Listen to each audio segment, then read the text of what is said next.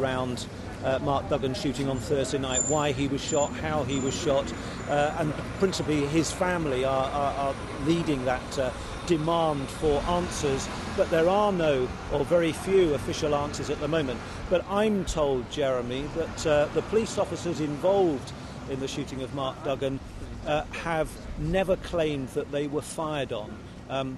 The story has become, for one reason or another, that there was some kind of gunfight, that the police were fired on and responded to that. I'm told very clearly that the police officers involved have never claimed that they came under fire. I'm also told that 2 shots were fired by one officer.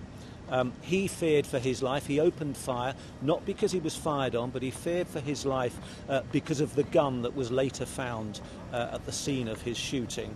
I'm also told that 1 shot killed Mr. Duggan.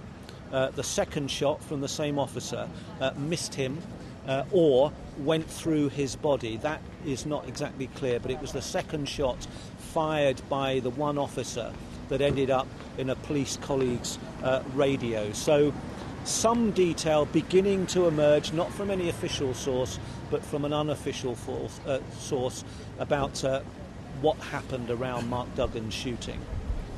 Well, that appears to have triggered some of the events of Saturday night in Tottenham, but it's hard for that to explain what we're seeing on the streets of Brixton, on the streets of Lewisham, and right now live on the streets of Hackney tonight, where it appears to be just willful vandalism, really. Yeah, I think we're seeing real lawlessness breaking out. I suppose you could argue that all of what's happened on Saturday night, last night, and now today is directly or indirectly related to the shooting of Mark Duggan, even if it's just people using that as an excuse for what appears to be real lawlessness.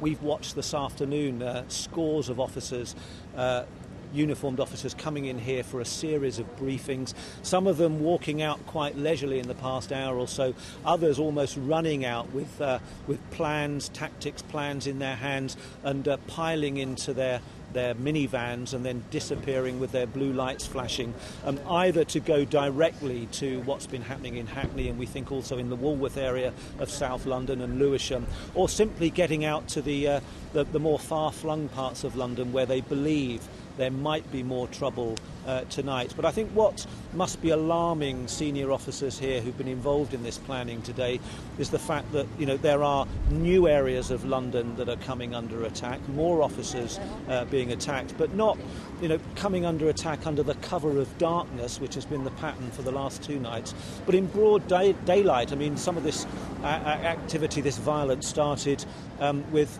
3 or 4 hours yet to go before darkness falls. And I think if that's a development that's going to continue, then that's a very worrying trend.